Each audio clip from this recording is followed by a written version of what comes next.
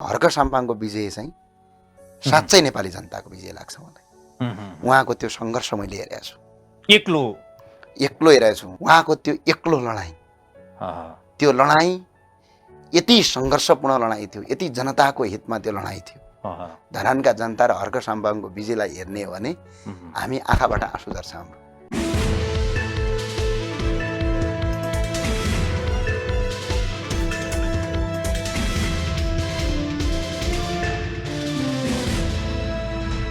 नमस्कार दर्शकवृन्द, कार्यक्रम चक्रव्यूहमा यहाँहरू सबैलाई हार्दिक स्वागत गर्दछु। म हिमाल बस्नेत। आज हाम्रो कार्यक्रम हुनुहुन्छ राष्ट्रिय प्रजातन्त्र पार्टीका प्रवक्ता ज्ञानेन्द्र शाही। स्थानीय तहको निर्वाचन सम्पन्न भइसक्यो भन्दा भयो, केही स्थान एक स्थानको नतिजा हुन बाँकी छ। तर यो स्थानीय तहको निर्वाचनले धेरै कुराको नयाँ सन्देश दिएको छ, विशेष गरी राजनीतिक पार्टीहरूलाई नयाँ सन्देश दिएको छ। मूलत राजनीतिक पार्टीहरूले जबरजस्त मतदाताहरूलाई यही पार्टी र यही उम्मेदवारलाई भोट हाल भनेर दिएको आदेश हामी मान्दैनौँ भन्ने सन्देश दिएका छन्। यता राष्ट्रिय प्रजातन्त्र पार्टीले जसरी चुनाव अगाडि एक किसिमले जनलहरका साथ धेरै ठाउँमा चुनावी र्यालीहरू पनि गर्यो, त्यो अनुसारको नतिजा आएन कि भन्ने विश्लेषण पनि भइरहेको छ। त्यसमा राष्ट्रिय प्रजातन्त्र पार्टीका प्रवक्ताले कसरी हेर्नु भएको छ भनौँ, यो अहिले पछिल्लो समयको चुनावी नतिजाका विषयमा छलफल गर्छौँ। त्यसै गरी अहिले यो राष्ट्रिय भनौँ न जुन राप्रपाले यो स्थानीय तहको निर्वाचनबाट सिक्ने पाठ के हो र सिक्नै पर्ने पाठहरू के हुन् र स्वतन्त्र उम्मेदवारहरूले प्रमुख राजनीतिक पार्टीहरूलाई दिएको चुनौतीलाई कसरी हेरिन्छ, यो विषयमा छलफल गर्छौँ। सबैभन्दा पहिला म उहाँलाई कार्यक्रममा हार्दिक स्वागत गर्न चाहन्छु। स्वागत छ यहाँलाई कार्यक्रममा। धन्यवाद। आराम हुनुहुन्छ? आरामै छु। अब यो स्थानीय तहको निर्वाचन सम्पन्न भयो, मत परिणाम पनि लगभग सार्वजनिक भइसक्यो, बाँकी छन् 78 केही ठाउँ बाँकी छन्। यसलाई तपाईँले कसरी हेर्नु भएको छ? तपाईँ राप्रपाले प्राप्त गरेको मत र समग्र चुनावी नतिजालाई कसरी हेर्नु भएको छ? पहिलो कुरा, राप्रपाको मत अति राम्रो आएको छ। हामीले अघिल्लो चुनावलाई मध्यनजर गर्ने हो। अघिल्लो चुनावमा हाम्रो 1,96,782 भोट छ। यो पटकको चुनावमा हाम्रो अहिलेसम्म 3,42,782 आएको छ। यसको मतलब 1,46,000 भोट बढी आएको छ अघिल्लो तहको चुनावभन्दा।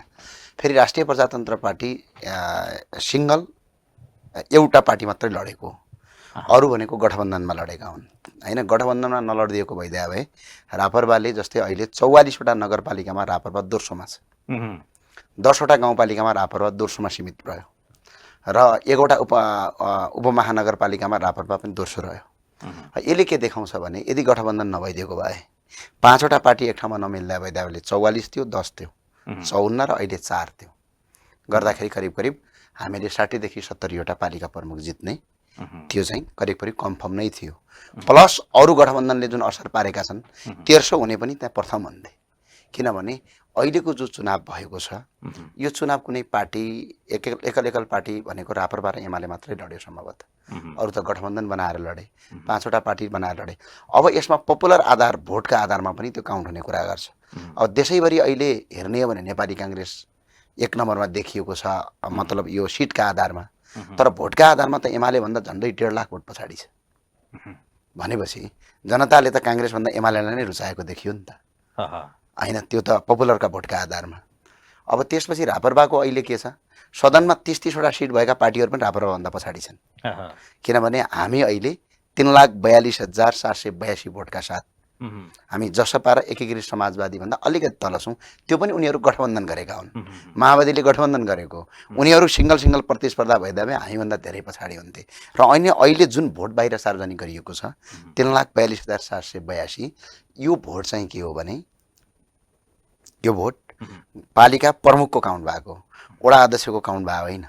यदि वडा अध्यक्षको भोट काउन्ट हुने हो भने रापरपाको झन्डै 6 लाखभन्दा बढी भोट छ। किनभने रापरपाले त करिब 70 भन्दा बढी वडाहरू जितेको छ नि त, अझै जित्ने तयार छ।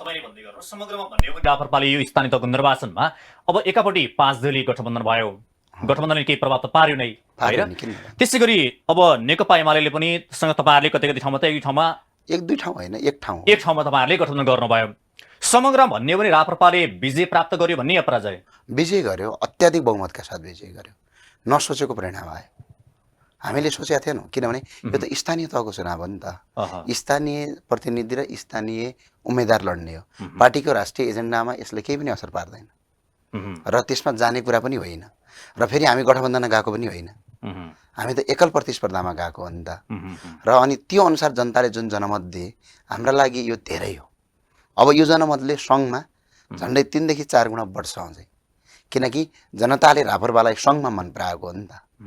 किन रापरपाको एजेन्डा यो देशको हितमा छ भनेर सङ्घमा मन पराएको कुरा हो।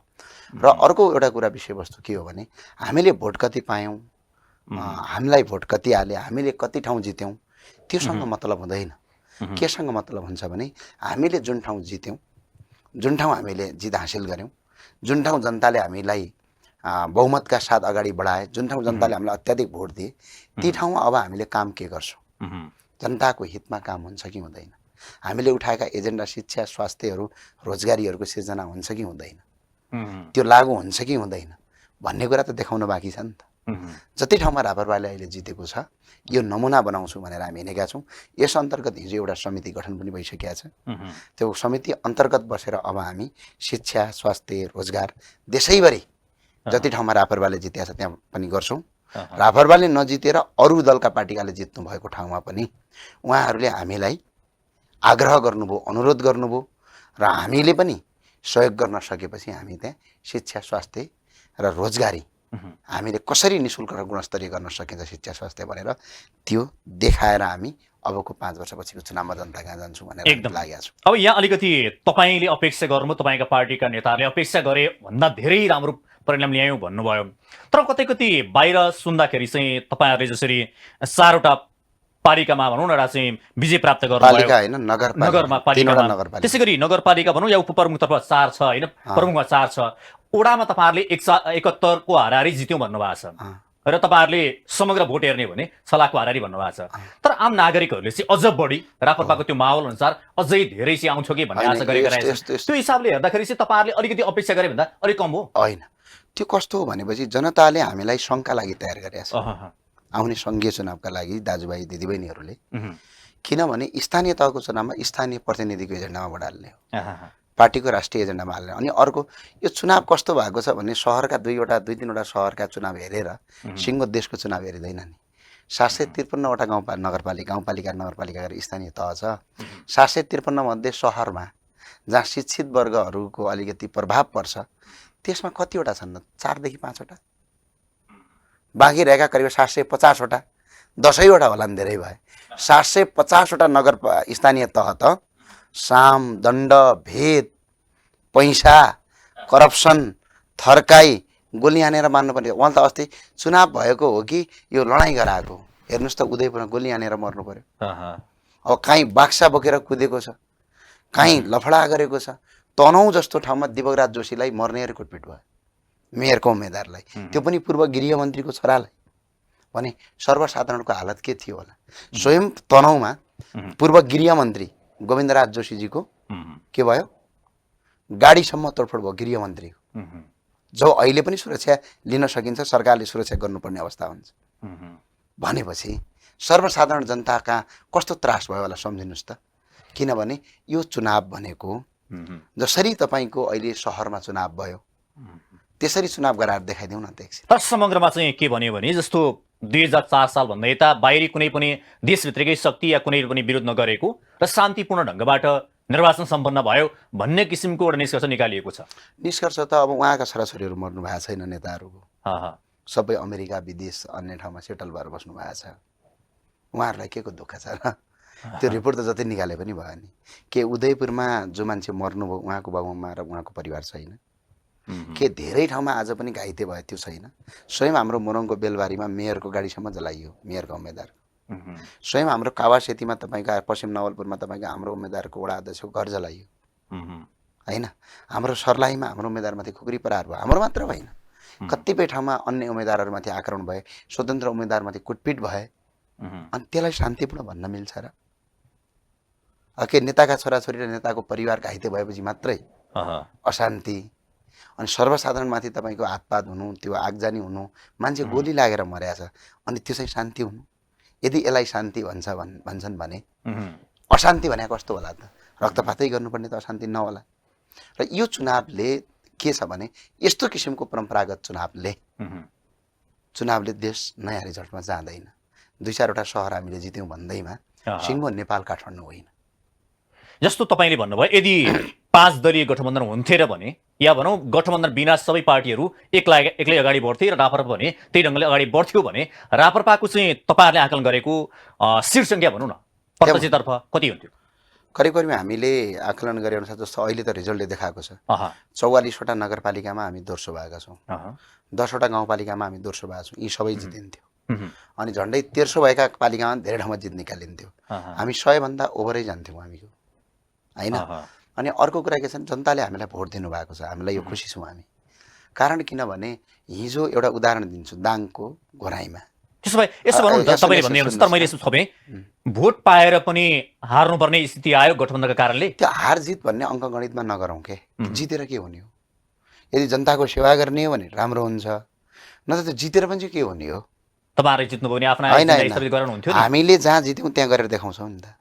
जनताले अब भोलि त्यसको त महसुस गर्नुहुन्छ होला नि त। जस्तै भोट त हामीलाई जनताले दिनुभएको छ नि त। अब नामै नसुनेको 25 वर्षपछि जुम्लामा जितेको छ, मुगुमा 2 भोटले हारेको छ, होइन? जहाँ हुम्लामासम्म जितेको छ, जहाँ 45-40 वर्ष पछाडि जितिएको छ। सम्झिनुहोस् त कस्तो अवस्थाका साथ अहिले राष्ट्रिय प्रजातन्त्र पार्टीले ठाउँ ठाउँबाट ल्याएको छ। यो हाम्रो विजय हो। अहिले जस्तै उदाहरणका लागि सुर्खेत जिल्लाभरि भोट थियो, 3500-4000 पनि भोट थिएन। अघिल्लो 2074 सालको छ सुर्खेत जिल्लाभरि। त्यहाँ कति नगरपालिका छन्, कति गाउँपालिका छन्, होइन? नगरपालिका त 3-4वटा नगरपालिका छन् करिब। गाउँपालिका कति छन् त्यहाँ? त्यस्तो ठाउँमा अहिले एउटा नगरपालिकाको मात्र उदाहरण गर्ने सुर्खेतको वीरेन्द्रनगरमा 10,000 भन्दा बढी भोट आयो। अब दाङकै एउटा उदाहरण गरौँ, दाङको घोराई उपमहानगरपालिकामा भोट अघिल्लो पटक कति थियो भने 425 कति थियो अरे, अहिले 5300 भोट छ। अब पोखरा महानगरपालिकाकै कुरा गरौँ, अघिल्लो पटक भोट कति थियो? झन्डै 2200 भोट थियो मेयरको। यसपटक तपाईँको करिब 5700 भोट छ। भोट त हाम्रो बढेको छ नि त। अनि भनेपछि हामीलाई अहिले भोट बढ्नु ठुलो कुरा, जनताले हामीलाई भोट हाल्नु ठुलो कुरा हो अहिले। र अनि अर्को कुरा, हामी त लामो रेसको घोडा हो नि त। हामी त अझै धेरै पछाडि धेरै गर्नु छ। यो अहिले टेक्ने बाटो दिनुभयो। एउटा विषय नि ज्ञानेन्द्रजी, जस्तो अलिकति कतिपय ठाउँमा अन्य राजनीतिक पार्टीहरूले पनि उम्मेदवार बेठिक भए, सही उम्मेदवार छनौट गर्न सकेन राजनीतिक पार्टीहरूले भन्ने पनि किसिमको गुनासो आयो। राष्ट्रिय प्रजातन्त्र पार्टीको उम्मेदवारको हिसाबले कुरा गर्ने भने काठमाडौँ महानगरपालिकामा अलिकति गुनासो आएको सुनेको हो मैले पनि। अन्य ठाउँमा सही उम्मेदवार छनौट गर्न सकेको देखियो कि देखिएन? होइन, यो गल्ती हामीले स्वीकार्नुपर्छ र यो गल्ती कसैले जानेर गरे पनि होइन। यस्तो अवस्था थियो राष्ट्रिय प्रजातन्त्र पार्टीमा, उम्मेदवार खोजेर ल्याउनु पर्थ्यो। खोजेर ल्याएर उम्मेदवार बनिदिनुहोस् है भन्न पर्थ्यो। बिचरा त्यो उम्मेदवार भोलिपल्ट दिन काङ्ग्रेस एमाले तर्साएर पैसा खिलाएर बोली लगाउँथे हाम्रा उम्मेदवारलाई। 1-2वटा ठाउँको उदाहरण आएको छ हिजो। कस्तोसम्म भनेपछि उम्मेदवारलाई नै लगेर घरभित्र राखेर जिल्लाका नेताहरू बस्नुपर्ने, उम्मेदवारलाई 10 लाख कि 15 लाख भनेर किन्न खोज्ने के। त्यस्तो अवस्थामा हामी चुनाव लडेका हौँ। अब अन्य पार्टीहरूको जस्तो उम्मेदवार बन्नकै लागि हानथाप गरे होइन नि त। हामी यहाँ त उम्मेदवारै थिएन, होइन? स्वतन्त्र कतिपय युवा ठाउँमा युवाहरूले जित्नु भएको छ हाम्रो पार्टीबाट। अहिले वडा अध्यक्षहरू भर्खरको युवाहरू आउनु भएको छ। भर्खर 1 महिना 1.5 महिना अगाडि पार्टीमा आएको मान्छे आज वडा अध्यक्ष भएर बसेको छ। र अनि अर्को एउटा कुरा विषयवस्तु के हो भने हामीले त उम्मेदवार नै पाएका थिएनौँ, हामी त खोजेर ल्याएर खडा गरिराखेका थियौँ। अनि त्यो अवस्थामा पनि पार्टीको जुन अहिले यो रिजल्ट आयो, र अनि स्थानीय तहको चुनावमा के हुन्छ भने स्थानीय व्यक्ति लडेको हुन्छ चुनावमा। स्थानीय व्यक्तिको व्यक्तित्वले पनि धेरै कुरा असर पार्छ, पार्टीको राष्ट्रिय एजेन्डाले त्यति असर पार्दैन। र अनि अर्को एउटा कुरा, एउटा वडामा 25 जना उम्मेदवार हुन्छन्। एउटा वडामा 25 जना उम्मेदवार हुन्छन्। एउटा पार्टीबाट 5 जना भन्ने हो भने 5वटा पार्टीबाट 25 जना भयो। 25 जना 1 जना बराबर 10वटा मात्र उसको परिवार भोट छ भने कति भयो? 25-10 250 घर भए। अनि एउटा गाउँपालिकाको वडामा 250-300 घर हुने त हो, त्यहाँभन्दा बढी त हुँदैन। भनेपछि यो व्यक्ति बिचमा बाँडिएर आउने भोट हो। एउटा विषय चाहिँ के उठ्यो भने तपाईँले भन्नुभयो तपाईँहरूको कतिपय पालिकाहरूमा कतिपय वडाहरूमा खोज्नुपर्ने अवस्था थियो उम्मेदवार हो त। तर पार्टीका उम्मेदवारहरूमा कस्तो देखियो भने बाहिर आयो, सार्वजनिक पनि भयो कतिपय ठाउँहरूमा, त्यसरी चाहिँ तथ्य त मसँग छैन, टिकट किनबेच पनि भयो अरे भन्ने कुरा बाहिर आयो। त्यो हिसाबले हेर्दा तपाईँले भनिहाल्नुभयो तपाईँको पार्टीमा त्यो कुरा लागू हुने कुरै भएन, किनकि उम्मेदवार खोज्नुपर्ने अवस्था थियो, होइन? त्यो कुरा चाहिँ अन्य पार्टीहरूमा या तपाईँको पार्टीमा के छ, यसको बारेमा केही जानकारी छ यहाँलाई? होइन, त्यहाँ टिकट खरिद हुन्छ, बिक्री हुन्छ, करोडौँ पैसा खर्च गर्छन्। अब मैले भने होइन नि, यो तपाईँका टेलिभिजनले देखायो भने मन्त्रीसम्म, बहालवाला मन्त्रीसम्म पनि पक्राउ परे।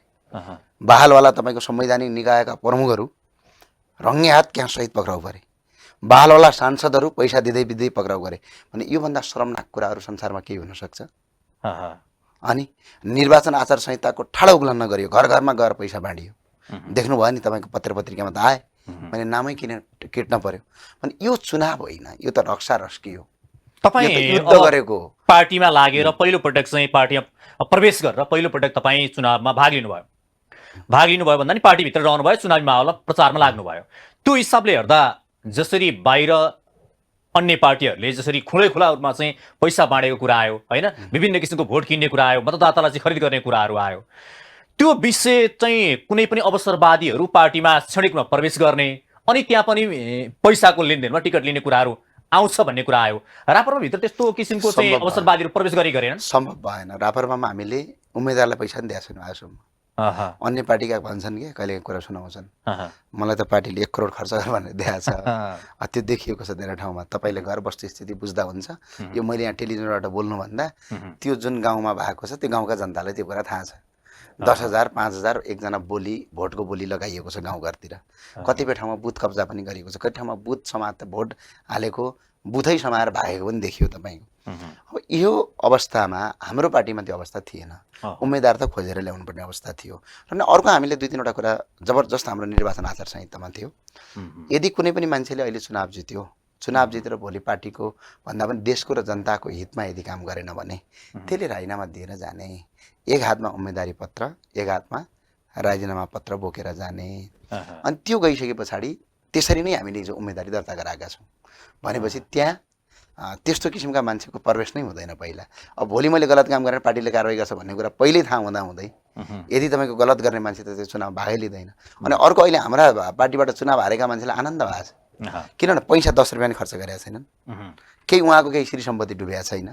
अब अन्य पार्टीको हेर्नुहोस् त, करोडौँ पैसा खर्च गरिदिएका छन्, बिचरा 2 भोट 3 भोट 100 भोटले हारेका छन्। यताबाट सम्पत्ति पनि सकियो, उताबाट चुनाव पनि हारियो। अब उनीहरूको डिप्रेसनको रोगी हुनु सिवाय अरू केही काम छ? र चुनावमा अहिले पनि भन्छु, म आज पनि भन्छु, चुनावमा पैसा खाएर भोट हाल्नु भनेको आफ्नो भविष्यमाथि बर्बाद गर्नु हो। भोलि भन्न पाइँदैन नि त, त्यो त किनेको हो नि त। र अनि अर्को एउटा कुरा, अहिले पनि अब पनि फेरि चुनाव आउँदैछ। अबका चुनावमा कुनै पनि जनताले भोट पैसा खाएर भोट हाल्नु भने तपाईँको भविष्य बर्बाद हुन्छ, नम्बर 1। नम्बर दोस्रो के हुन्छ भने उम्मेदवारहरूले पनि चुनावमा पैसा नखर्च गरेर चुनाव जित्नुहोस्। किनभने पैसा खर्च नगरिकन चुनावमा यदि जित्ने हो भने भोलि जनताको सेवामा काम गर्न पाइयो।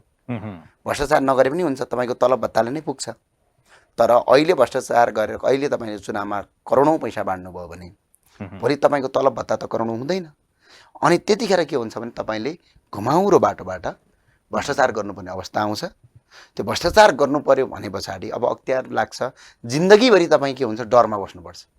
अहिले 5 वर्ष त मेरो सरकार छ, म बच्छु भनेर बस्नु होला, फेरि 5 वर्ष अर्कोको सरकार आउँछ, त्यहाँ के हुन्छ, फेरि 5 वर्षपछि तपाईँ सुशासन आउला, त्यो सधैँ जिन्दगीभरि त डराएर बस्नु पर्यो नि।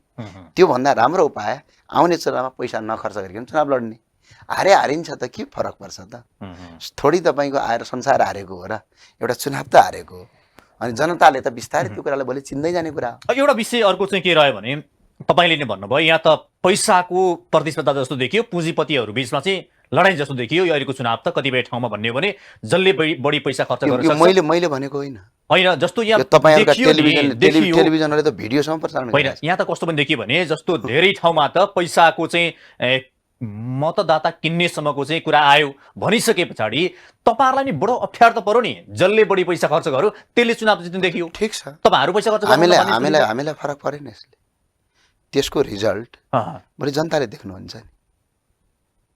जस्तै आज कसैले 2 करोड रुपियाँ खर्च गरेर एउटा गाउँपालिका अध्यक्ष जितेको छ भनेपछि भोलि त्यो गाउँपालिका अध्यक्षले 2 करोड रुपियाँ त उठाउन खोज्छन्। अनि त्यो पैसा कहाँबाट ल्याउँछ भने जनताको स्वास्थ्य, शिक्षा, रोजगारमा आएको बजेटबाट, घुमाउरो पाराबाट फाइल मिलाएर खाइदिन्छ। जुन जनताले निःशुल्क शिक्षा पाउनु पर्थ्यो त्यसले शिक्षा पाउँदैन। जुन जनताले तपाईँको आपद विपद परेको बेला उपचार पाउनु पर्थ्यो उसले उपचार पाउँदैन। जुन जनतालाई तपाईँको रोजगारीको आवश्यकता त्यसले रोजगारी पाउँदैन। त्यो त के भने चुनावमा पैसा खाएर भोट हाल्नु भनेको आफ्नो खुट्टामा बन्चरो हान्नु बराबर हो। आफ्नो खुट्टामा आफै कसैले बन्चरो हान्छ भने त्यसमा हामीलाई के आपत्तिको विषयवस्तु रह्यो? त्यो त भोलि त्यहाँका मतदाताले भोग्ने पीडा हो। अब अहिले त म गएँ त पश्चिम नेपालतिर धेरै ठाउँमा गाउँपालिका अध्यक्षको घर यत्रा छन् कि 7 तले घर लगाएका छन् गाउँपालिकामा, दूर दराजका गाउँपालिकामा। 5 वर्षभित्रको उपलब्धि। 5 वर्षभित्रको उपलब्धि। सुर्खेतका कुनै पनि घरेडी खाली छैनन्। प्रशासकीय अधिकृत त्यसरी पैसा कमाएका छन् होइन। भनेपछि तपाईँको त्यो पैसा त जनताको पैसा होइन, तिनै भोटरको पैसा होइन। यदि अहिले चुनावमा पैसा नखाएर भोट हाल्दै भए भोलि तपाईँको गाउँपालिका अध्यक्षले त पैसा कमाउनु पर्दैन थियो नि। अर्थात् त्यहाँको प्रशासकीय अधिकारीले पैसा कमाउनु पर्दैन थियो। प्रशासकीय अधिकारीले पैसा कमाउन थाल्यो भने गाउँपालिका अध्यक्षले रोक्थ्यो। अब त के भने गाउँपालिका अध्यक्ष पैसा कसरी कमाउने भनेर प्रशासकीय अधिकारीसँग बसेर मिटिङ गर्नु पर्यो। किनकि चुनावमा गरेको 10, 15, 20 करोड खर्च गरेका छन् नगरपालिकामा त। अनि त्यो पैसा उठाउनका लागि अब त नराम्रो काम गर्नु पर्यो। अनि त्यो पैसा त अन्तत जनताकै पैसा हो नि। अनि त्यो जनताको पैसा विकासमा जाने पैसा के हुन्छ यता भ्रष्टाचारको रकममा आउँछ। दुःख तिनै जनताले पाउने हो। तपाईँको व्यक्तिगत रूप तपाईँलाई भन्दा चाहिँ तपाईँ अब चुनावी प्रसारमा तीव्र खट्नुपर्ने भयो। धेरै सभाहरूमा तपाईँ भाग पनि लिनुभयो। तपाईँ बाहिरबाट जसरी चुनावी माहौललाई हेर्दा र भित्र बसेर प्रसार गर्दा प्रतिस्पर्धा गर्दाखेरि के अनुभव गर्नुभयो, के अनुभूति गर्नुभयो, के फरक पाउनुभयो? फरक छ धेरै कुरा। कस्तो कुरा फरक छ भने स्थानीय चुनावमा नेपालको, बङ्गलादेशको, भारतको, श्रीलङ्काको, मालदिप्सको, साउथ अफ्रिकन कन्ट्रीहरू जो कङ्गो, सुडान यी भनेको अल्पविकसित देश हुन्। यी देशहरूमा चुनाव चाहिँ हतियारको बलमा हुन्छ, डरको भरमा हुन्छ, त्रासको भरमा हुन्छ, पैसाको भरमा हुन्छ, इन्फ्लुएन्सको भरमा हुन्छ। त्यो समस्या नेपालमा पनि देखियो। किनभने मतदाताहरूलाई यसरी बन्देज बनाइएको छ कि तैँले भोट हालिनस् भने भोलि कुट्छु। त्यसो गरिँदो रहेछ? त्यो त मैले होइन नि त, तपाईँको टेलिभिजनले त रिपोर्ट पनि बजाएको थियो। एउटा ठाउँमा त तपाईँको टेलिभिजनले के रिपोर्ट बजाएको थियो? माओवादीको एकजना उसले वडा अध्यक्ष, गाउँपालिका अध्यक्षले चुनाव पहिला पैसा दिनुभएछ, चुनाव हार्नु भएछ, पछि त्यो पैसा फिर्ता माग्न जानुभएछ। त्यस्तोसम्म देखियो। भनेपछि यो चुनाव अहिले के भयो भने सहरमा स्वतन्त्र चुनाव भयो। सहरका जनतालाई चाहिँ करिब करिब सबै सहर नभनौँ, एकात्मक केही सहरहरूमा ती जनतालाई किन्न सक्ने क्षमता कसैको पनि हुँदैन। किन भनेपछि उहाँहरू रेसनल हुनुहुन्छ, सहीलाई सही डिसिजन गर्न सक्नुहुन्छ।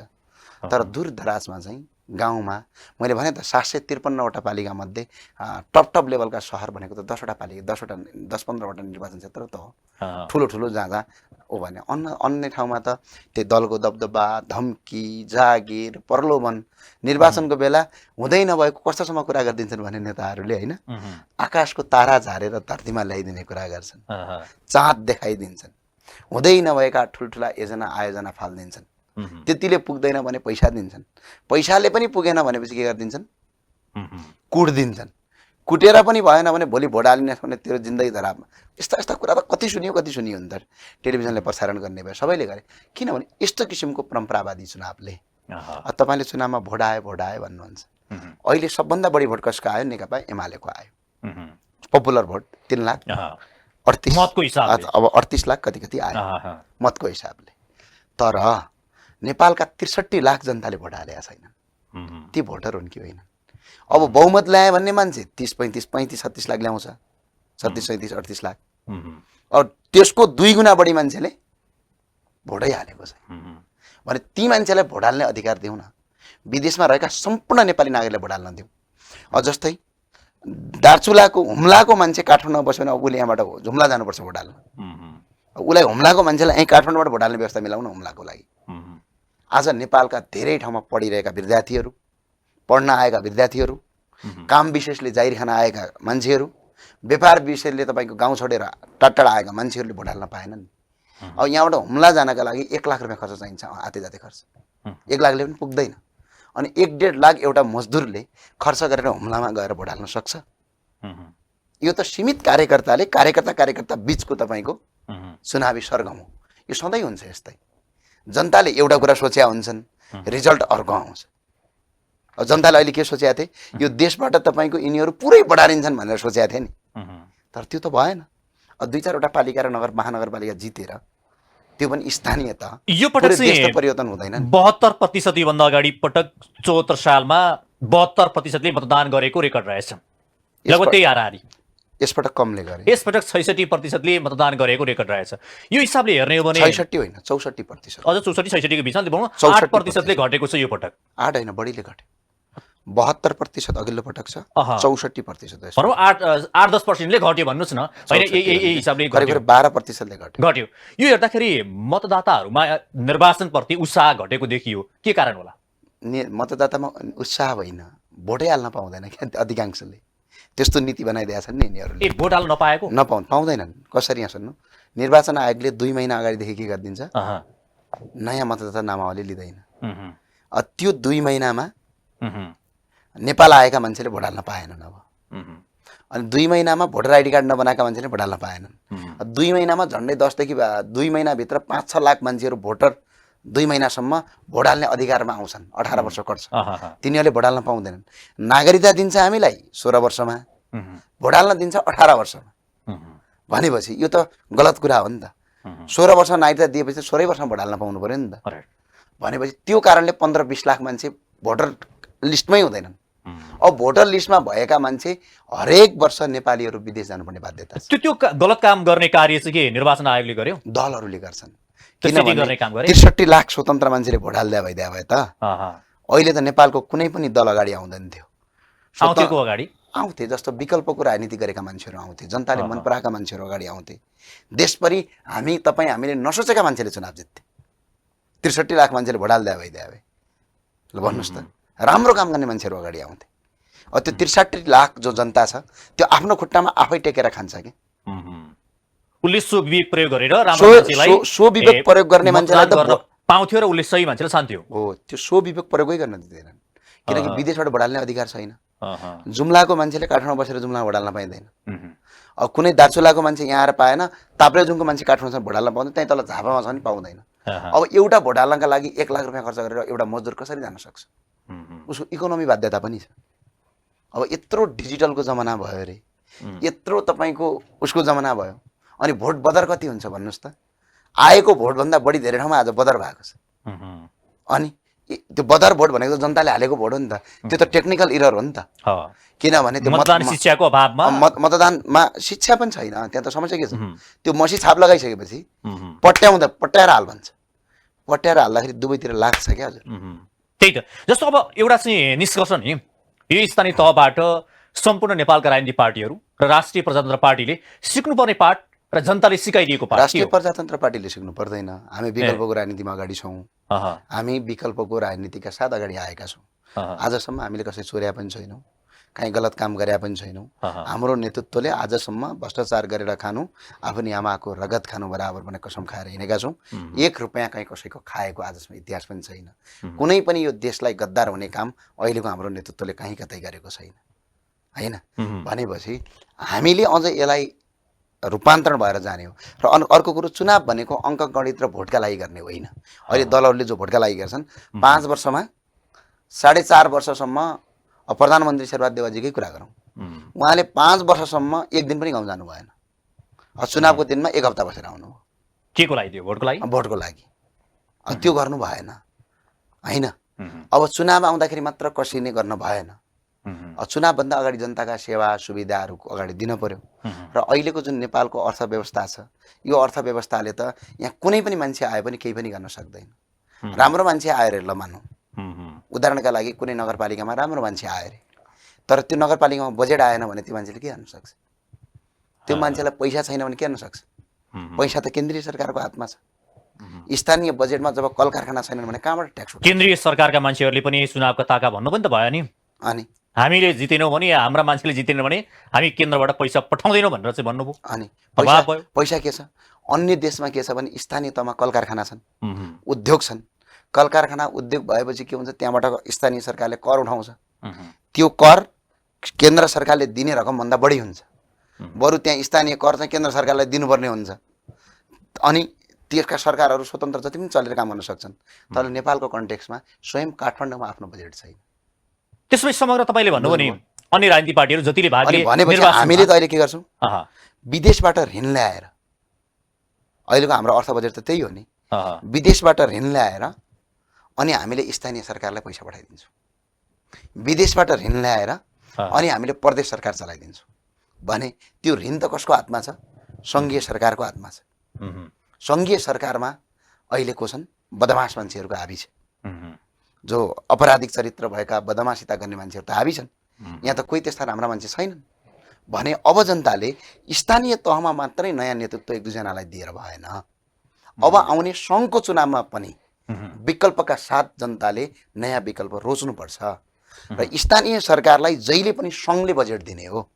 नेपालको तुलनामा सबै ठाउँमा आफ्नो बजेट हुँदैन, केही ठाउँमा आफ्नो बजेट होला, तर त्यो बजेटले त्यहाँ काफी हुँदैन।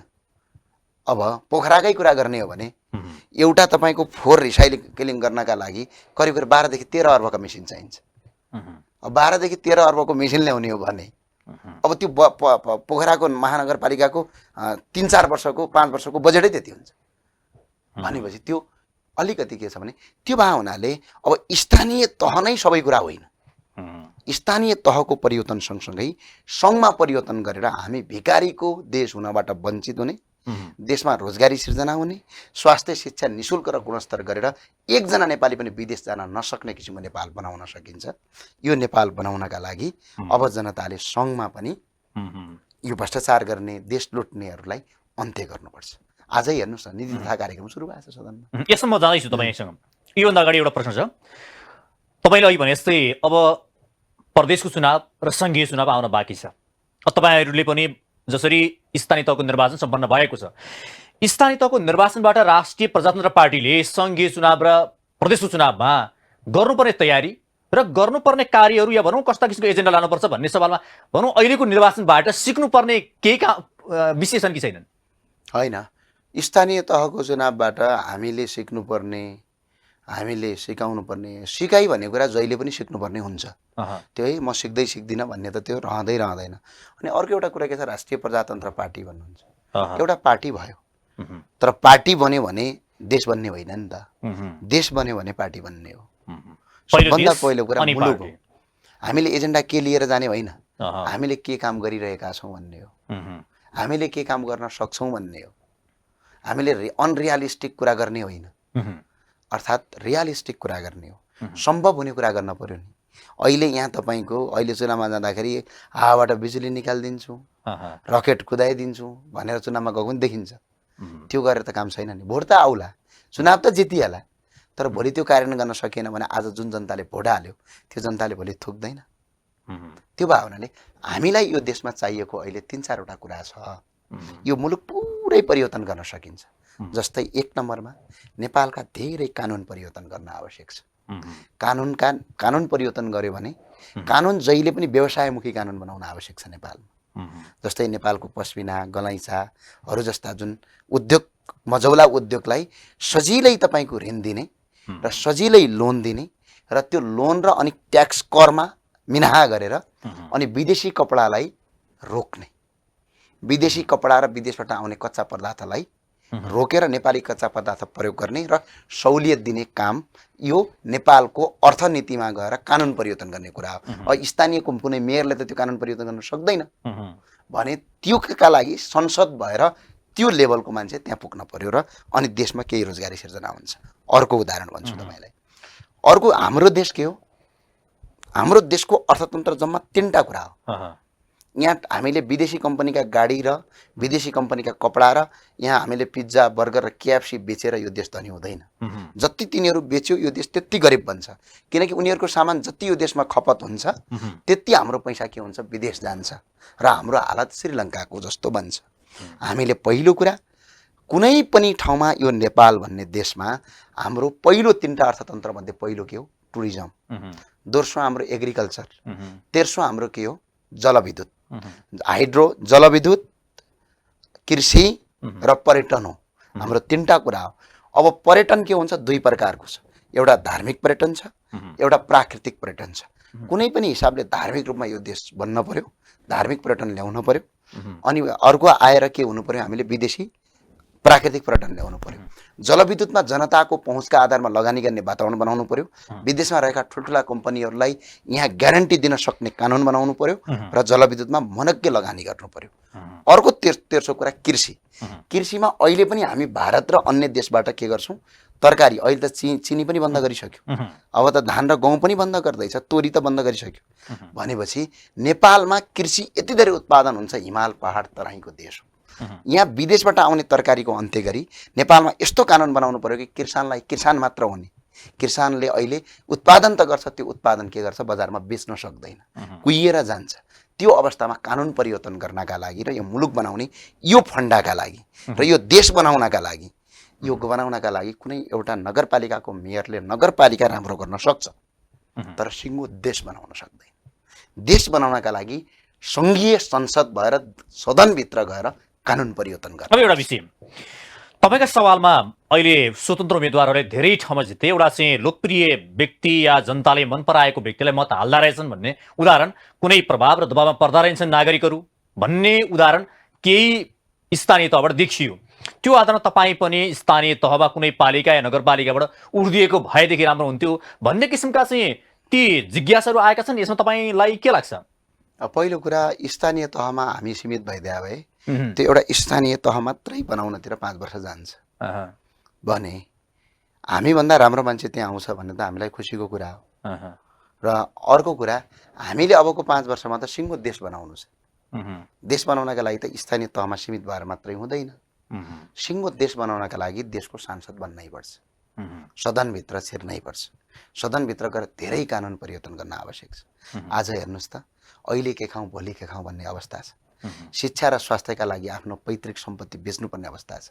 रोजगारी नपाएर भर्खर बिहे गरेका छोरीले, दिदीबहिनीहरूले, दाजुभाइले यो देश छोडेर अर्काको देशमा काम गर्नुपर्ने अवस्था छ। यो अवस्था र व्यवस्था दुइटै परिवर्तनका लागि स्थानीय तहमा मात्र सीमित भएर हुँदैन, सिङ्गो देशको सदनमा पुगेर सदनबाट कानुन परिवर्तन गरेर सिङ्गो देश परिवर्तन गर्नुपर्छ। अब मेरो हकमा भन्ने म जुम्लाको मतदाता हो। जुम्ला म एउटा गाउँपालिकाबाट बिलङ्स गर्छु, तर अहिले मेरो गाउँपालिकामा जसले जिते मभन्दा राम्रै मान्छेले जित्नु भएको छ। त्यसमा म खुसी छु। होइन, माओवादीबाट हुन्, तर राम्रो मान्छे हुनुहुन्छ। कुनै पार्टीसँग सवाल होइन, उहाँ माओवादीभन्दा पहिला होइन, उहाँ राम्रो हुनुहुन्छ किनभने पढे लेखेको हुनुहुन्छ, शिक्षित हुनुहुन्छ, हाम्रो गुरु हो। उहाँ नेमकिपाको धेरै लामो समय राजनीति गरेको, अहिले माओवादीमा त टिकटका लागि आउनुभएको। त्यस्तो मान्छे आउनुभएको त सम्भवतः राम्रो गर्नुहुन्छ भन्ने मलाई लाग्छ। र अर्को कुरा, म त काठमाडौँबाट लड्न सक्दिनँ थिएँ, किनकि मेरो त अधिकारै हुँदैन। स्थानीय तहमा त जो मान्छे जहाँको त्यहीँबाट लड्ने हो, म सुर्खेतबाट लड्न सक्दिनँ थिएँ। र अर्को कुरा, स्थानीय तहमा मेरो लड्ने कुनै योजना पनि थिएन, किनभने हामीभन्दा राम्रा मान्छेहरू स्थानीय तहमा आइरहेका छन्, उहाँहरूलाई हामीले साथ समर्थन गरेर अगाडि बढाउने कुरा हो। तपाईँहरूको प्लान चाहिँ अब सङ्घीय चुनाव आए पछाडि सङ्घबाट तपाईँ एउटा किसिमको सांसद बनेर माथि रहेका जे सच्याउनु पर्ने कानुनहरू छन् त्यसतर्फ तपाईँहरूको ध्यान त्योतर्फ छ तपाईँहरूको? होइन, देश बन्ने भने जस्तै मान्नुहोस् न, स्थानीय तहमा जस्तै मैले जुम्लामा चुनाव जितेँ, मैले जुम्ला राम्रो गरेँ। एउटा स्थानीय तहमा 20 देखि जुम्ला जस्तो, जुम्लाको हाम्रो गाउँपालिकामा 25, 30, 35, 40 करोडसम्म एक वर्षमा बजेट आउँछ। अब केन्द्र सरकारसँग पैसै छैन, देश पुरा खोक्रो भइसक्यो भने त्यहाँ पैसा कसरी जान्छ? पहिला त स्थानीय तहमा जहाँ हुन्छ त्यहाँ सुशासन ल्याउनु पर्यो। यो देशको पुरै हालत परिवर्तन नगरिकन कुनै पनि देशको कुनै पनि भूभाग बन्दैन। अब अर्को विषय एउटा के छ भने, स्वतन्त्र उम्मेदवारहरूले केही रूपमा ठुला पार्टीहरूलाई चुनौती दिएको देखियो। काठमाडौँ महानगरपालिका, धरान, धनगढी लगायतका महानगरपालिकाहरूमा, उपमहानगरपालिकामा यति बेला प्रमुख 5 दलले गठबन्धन गर्दा पनि चुनौती दिएर हराइदिएको देखियो। यसले स्पष्ट रूपमा आम पार्टीहरूलाई दिएको सन्देश के हो? होइन, मुख्य कुरा अहिले गठबन्धन र उनीहरूलाई चाहिँ तिमीहरू सुध्रिएनौ भने तिमीहरूको हालती हुन्छ भनेर तपाईँहरूले त भनेको होला नि। त्यसो त हामी सुध्रिनु पर्ने, हामीले के छ त, हामीले न कहीँ चोरी गरेका छ, तपाईँहरूले उम्मेदवार उठाउनु भएको थियो नि त काठमाडौँबाट भन्न खोजेको होइन हो। त्यो हामीलाई पनि चुनौती हो, तिमीहरूका उम्मेदवार गतिला भएनन् भन्ने पनि त चुनौती हो होइन। परम्परागतवादी भयो भन्ने सोच पनि हो, जनताले तपाईँहरूको राम्रो उम्मेदवार भएको भए सायद जनताले त्यही मतदान गर्थ्यो होला हैन? अवश्य हो। र अर्को कुरा के हो भने, त्यो अवश्य कुरा हो, तपाईँले भनेको कुरा म स्वीकार्छु, किन जनताले देखाइदिएको छ त्यो कुरा। जनताले देखाएको कुरा मैले स्वीकार नगर्ने भन्ने कुरा रहँदैन। र अर्को कुरा के हो भने, अब त मयौँ भन्ने मैमत्त साँडेहरूलाई यो त कडा जवाफ दियो नि। र अर्को, अहिले जनताले कुनै व्यक्ति भन्दा पनि फ्रस्ट्रेसनको भोट पनि त हो। यी राजनीतिक दलले जति चोरी गरे पनि, डकैत गरे पनि, फटाइगिरी गरे पनि, लुटतन्त्र मच्चाए पनि, भ्रष्टाचार गरे पनि यिनीहरूलाई नै भोट हाल्नुपर्ने जो बाध्यता थियो, त्यो बाध्यताबाट केही उन्मुक्ति पाइएको हो कि? तर सिङ्गो देशले होइन। तपाईँले स्वतन्त्र उम्मेदवार सम्भवतः 2 जना मान्छे हो अहिलेसम्म नाममा सुनेको। सबभन्दा बढी चाहिँ मलाई अहिले के लाग्छ भने हर्क साम्पाङको विजय चाहिँ साँच्चै नेपाली जनताको विजय लाग्छ मलाई। उहाँको त्यो सङ्घर्ष मैले हेरेको छु, एक्लो हेरेको छु। र उहाँको पहिलो पटकको चुनावमा म पनि फेरि दोस्रो पटकको चुनावमा म पनि प्रचारमा जाने भनेर अन्तिमसम्म गएका थियौँ। मसँग राम्रो सम्बन्ध पनि भएको मान्छे उहाँ हुनुहुन्थ्यो धेरै पटक। उहाँको त्यो एक्लो लडाइँ, त्यो लडाइँ यति सङ्घर्षपूर्ण लडाइँ थियो, यति जनताको हितमा त्यो लडाइँ थियो। धरानका जनता र हर्क साम्पाङको विजयलाई हेर्ने हो भने हामी आँखाबाट आँसु झर्छ हाम्रो। साँच्चै जनताको विजय हो। तर अन्य जसरी भएको छ त्यो राम्रो छ, तर हर्क साम्पाङको अति, किनभने आज पनि त्यो रुन मन लाग्छ के, किनभने एउटा भुइँ मान्छे, कुनै धनीमानीको छोरा पनि होइन। छ यहाँ धेरै धनीमानीका छोराहरू छन् होला ठुल्ठुलो ठाउँमा। अब कोही बाबुबाजेले फेम बनाइदिएको छ धेरै ठाउँमा, न उहाँको बाबुबाजेले फेम बनाएको। हामी त दूरदराजबाट आएको, हामीलाई पीडा थाहा हुन्छ नि। हामीले राम्रो बोल्यौँ भने पनि यो मान्छे फटा भनेर लगाइदिन्छन् केही सप्रान्त वर्गका मान्छेहरूले। केही वर्गका मान्छेहरूले हामीसँग सँगै बसेर फोटो खिच्न पनि हामीलाई घिन र लाज मान्छन्। हामीलाई त त्यस्तो फिलिङ हुन्छ नि त, हामी त दूरदराज र गाउँबाट आएको मान्छेलाई। त्यो त हामीले भोगेका छौँ। कतिसम्म हुन्छ भने ठुल्ठुला 5 स्टार होटलमा तपाईँलाई के थाहा होइन, मैले भोगेको छु। त्यहाँ गएपछि भित्र छिर्न पनि नदिने अवस्था हुन्छ। तर एउटा भुइँ मान्छेले जुन हिसाबमा धरानमा उहाँलाई जुन हेपिन्थ्यो, जुन नगरपालिकाभित्र छिर्न दिइँदैन थियो, त्यो नगरपालिकामा आज हर्क साम्पाङ छन्। यो यति दिल खोलेको विजय हो। यो सामान्य होइन। हर्क साम्पाङले काम के गर्छन् म हेर्दिनँ, तर यो विजय आम जनताको विजय, भुइँ मान्छेको विजय हो। हामीले भोगेका छौँ त सर। कतिपय ठाउँमा हामीलाई ओहो यी मान्छेहरू त बोल्न पनि आउँदैन भन्छन्। हामीले सिकेकै त्यही छ त। हामी कुनै काठमाडौँका ठुल्ठुला महँगा स्कुलमा पढाए होइनौँ, जन्मिँदै अरू भने जस्तो हामी कार चढेर हिँड्छौँ भने होइनौँ। हामी दुःख गऱ्यौँ, मेहनत गऱ्यौँ, परिश्रम गऱ्यौँ। हामीले जति सक्छौँ त्यो गरेका छौँ। जति गल्ती भएका छन् त्यसलाई हामी अझै यसलाई सुधार्दै लिने कुरामा छौँ। कति पो भएको छ र, भर्खर 28, 29, 30 वर्षका त भयौँ त हामीहरू, भने अझै त हाम्रो जीवन आधाभन्दा बढी बाँकी छ। अनि यसलाई हामीले सुधार्दै लाने हो। तर एउटा नेपालमा के छ, नेपालमा जस्तै जातीय विभेद छ भन्छ, साँच्चै छ, त्यो पनि म मान्छु। तर जातीय विभेदभन्दा ठुलो वर्गीय विभेद छ यो देशमा। वर्गहरूको विभेद छ। ठुला बडाहरू एकातिर, गाउँबाट आएका पीडितहरू एकातिर भन्छ। त्यो हामीले भोगेका छौँ। त्यो भोगाई आज हर्क साम्पाङले विजय गर्दाखेरि कतै हामीले नै विजय गरेको जस्तो महसुस हामीलाई भएको छ कि। हरेक भुइँ मान्छेको विजय हो त्यो हर्क साम्पाङको। त्यो हर्क साम्पाङको विजय सामान्य होइन। तपाईँ हामी जस्ता हजारौँ भुइँ मान्छेको त्यो विजय हो। किनभने हामीले भोगेका छौँ नि त पीडा।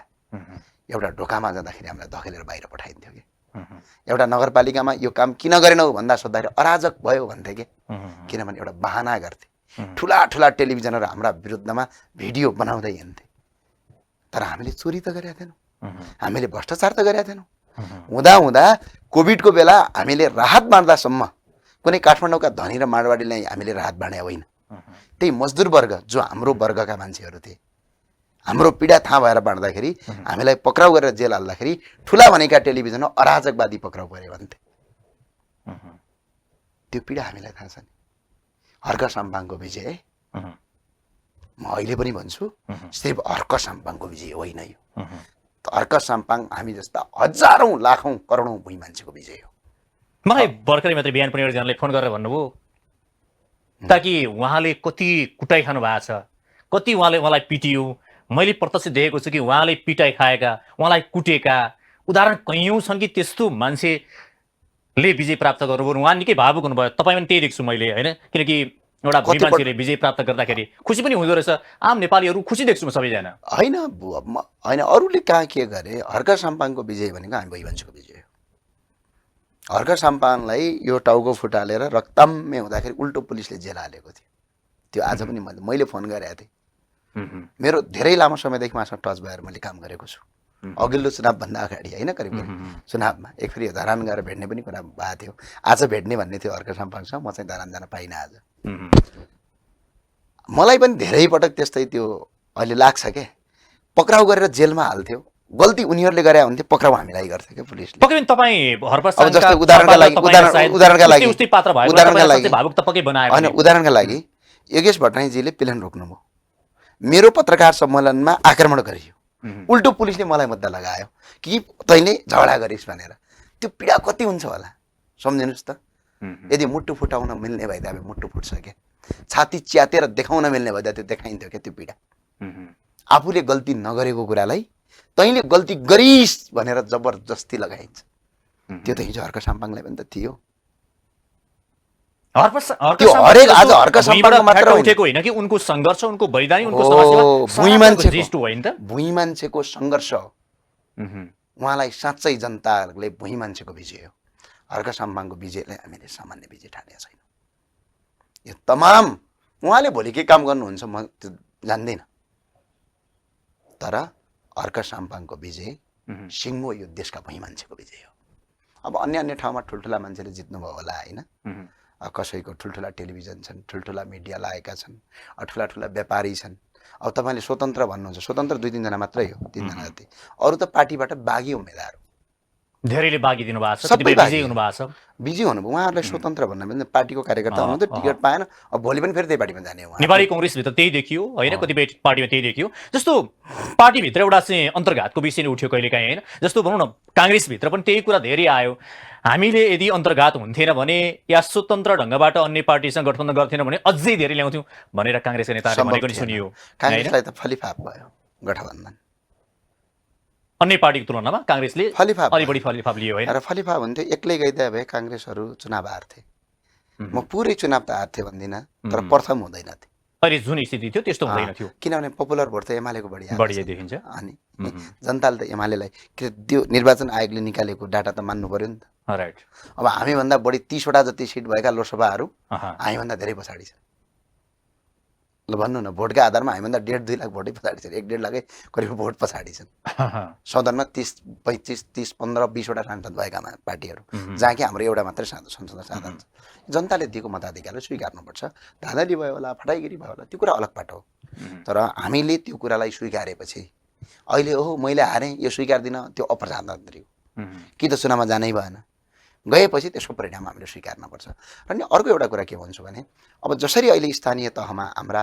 धेरै राम्रा उम्मेदवारले जित्नुभयो काठमाडौँमा बालेन्द्र शाहले जित्नुभयो धनगढीमा गोपी हमालले जित्नुभयो धरानमा हर्क साम्पाङले जित्नुभयो अब उहाँले स्थानीय तह बनाउनुहुन्छ भन्ने हामी आशावादी छौँ तर अब जनताले स्थानीय तह मात्र होइन यो सिङ्गो देश बनाउने जिम्मा आउनु अब चुनाव आउँदैछ त्यो चुनावमा अब देश बनाउनका लागि अब युवाहरू हरेक पार्टीभित्र हुन् केही फरक पर्दैन पार्टीमा हुन् स्वतन्त्र हुन् तर युवा जनशक्तिलाई अगाडि बढाइयो भने मुलुक बनाउन सकिन्छ अलिकति अब यो सरकारले ल्याएको नीति तथा कार्यक्रमको बारेमा केही कुरा गर्ने गरौँ जसरी अहिले देश अर्थतन्त्रमा डमाडोल भएको छ होइन एउटा किसिमको बजेटदेखि लिएर हरेक अभाव देखिन्छ यो अवस्थामा सरकारले जुन नीति र कार्यक्रम ल्यायो यसलाई तपाईँले कसरी हेर्नु भएको छ यो नीति तथा कार्यक्रम भनेको जनताको हितमा हुनुपर्छ अब पहिलो कुरा त्यो नीति तथा कार्यक्रममा 3-4 वटा कुरा म सोध्छु पहिलो कुरा मतपत्र छापिँदै गर्दाखेरि पुस्तक छापिन पाएको छैन अब त्यो नीति तथा कार्यक्रममा त्यो छ कि छैन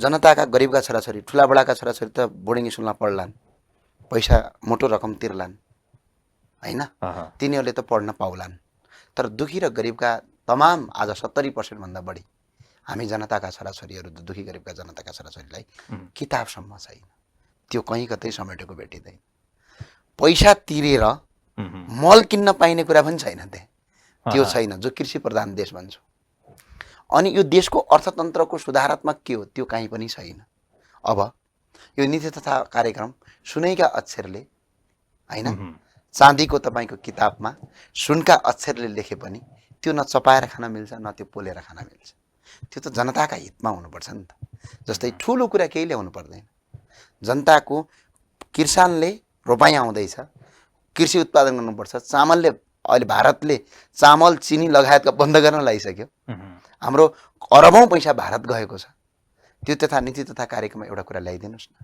मल सहजै उत्पन्न गर्न सकिन्छ। जो मल जहाँबाट किने पनि हुन्छ, भारतबाटै किन्नुपर्छ भन्ने छ, चाइनाबाट किने पनि भयो, कोरियाबाट किन्ने भयो, जापानबाट किने पनि भयो, हामी त पैसै दिएर ल्याउने हो। एउटा किसानले निशुल्क होइन पैसा तिरेर मल पाउने ग्यारेन्टी गरिदेऊ, त्यति चाहियो हामी जनतालाई। अबको जनताका छोराछोरीले स्कुलमा पढाइ अब इक्जाम आउन लागिसक्यो, पाठ्यक्रम चाहियो। आज जेठको महिना करिब करिब मध्यान्तर हुन भइसकेपछि भन्नुहोस् त, वैशाख त गइसक्यो भनेपछि त्यहाँ पुस्तक चाहियो। अनि दूर दराजका गरिबका छोराछोरीलाई निशुल्क स्वास्थ्य र शिक्षा चाहियो। र अर्को कुरा, कोही पनि नेपाली विदेश जान पाउँदैन, यति रोजगारी सिर्जना गर्छौँ भन्ने कुरा ग्यारेन्टी चाहियो। अब अरू जे लेख्छौ लेख, यहाँ त के भयो भने ठुला ठुला कुरा गर्ने, काम यत्रो पनि नगर्ने। यो अहिले जुन यो के बजेट सर्जेट भन्छन् नि, अलिक परम्परावादी भयो भन्ने पनि छ। परम्परावादी नै छ कि अलिकति के परिमार्जन यो अहिलेको नीति तथा कार्यक्रम, यो नीति तथा कार्यक्रम हो कि सदनमा तपाईँको झगडा गरे हो। नीति तथा कार्यक्रममा बोल भनेर सदनमा पठाउँछन्, सदनमा के बोल्नुहुन्छ? राजनीतिक रूपमा आपसमा व्यक्तिगत झगडा गर्नुहुन्छ। बजेटको विषयमा छलफल गर्नुपर्ने बेलामा पार्टीहरूका बीचमा लामो भाषण जान्छ। त्यही भए हुनाले अब जनतालाई मेरो अनुरोध छ, 2 दशमलव जोडेर बिन्ती छ, त्यस्ता असक्षम मान्छेलाई सदनमा सांसद बनाएर अब नपठाउनुहोस्। त्यहाँ त कुन पार्टीको त्योसँग मतलब होइन नि त। मतलब त सिङ्गो मुलुक हो नि त, मुलुकको हितमा कुराकानी गर्नु पर्थ्यो। यो संघीयताले जुन यो प्रदेशले देश धान्छ कि धान्दैन भनेर हेर्नु पर्दैन। 8 खर्ब रुपियाँ खर्च भएको छ, विदेशीसँग ऋण ल्याउने, हामी अनि प्रदेशका सांसदहरू पाल्ने। यो जबसम्म अन्त्य हुँदैन तबसम्म। र हाम्रो त हालत अब श्रीलङ्काको नजिक छ। विदेशका जनताले अलिकति केही गरेर त्यो क्रिप्टो करेन्सीमा र सुनमा लगानी मात्रै गरिदिएर अहिले त साउदी अरब, कुवेत र अस्ट्रेलिया र अमेरिकामा क्रिप्टो करेन्सीमा र सुनमा मात्र अलिकति लगानी गरिदिए भने हाम्रो विदेश गएका दाजुभाइले हाम्रो देश पुरै टाट पल्टिन्छ। अब 6 महिनाको पनि छैन हामीसँग डलरको सञ्चित रकम।